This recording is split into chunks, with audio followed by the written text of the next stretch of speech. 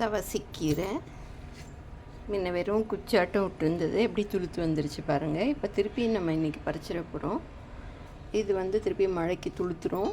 அது இல்லாமல் இப்போ பார்த்திங்கன்னா 2 ரீசன். ஒன்று மழைக்கு துளுத்துரும், ஒன்று அடுத்தது பார்த்திங்கன்னா இப்போ மழை பெய்யும் போது இந்த மரவட்டை நத்தை இதெல்லாம் வந்துடும், இலையில் உட்காரும்.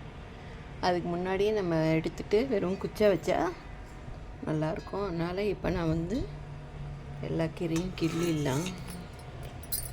அதுங்க வெறும் குச்சா விட்டது தான் இது. எப்படி வந்துருச்சு பாருங்கள். இந்த மாதிரி குச்சியோடு நம்ம எடுத்துட்டோம்னா அழகாக துளுத்து வந்துடும். உருவி எடுக்காமல் இணுக்கிக்கலாம்.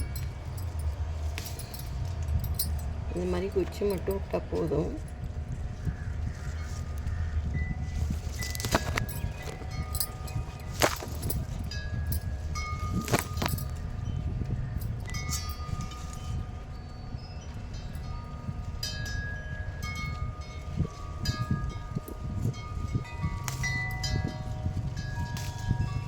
இந்த மாதிரி எடுத்துகிட்டு கீரையை மட்டும் உருவி எடுத்துக்கலாம். இப்போ எல்லாத்தையும் எடுத்துகிட்டு அப்புறம் வெறும் குச்சி மட்டும் விட போகிறேன். எல்லா கீரையும் கிள்ளிட போகிறேன். பார்த்திங்கன்னா இவ்வளோ கீரை இருந்தது. இதில் நிறைய கீரை இந்த வாட்டி, போன வாட்டியை விட ஃபுல்லாக மொட்டை அடித்தாச்சு. வெறும் குச்சி தான் இருக்குது. திருப்பி துளுத்து வந்துடும். இது மழை பெய்யும் போது ஈஸியாக துளுத்து வந்துடும்.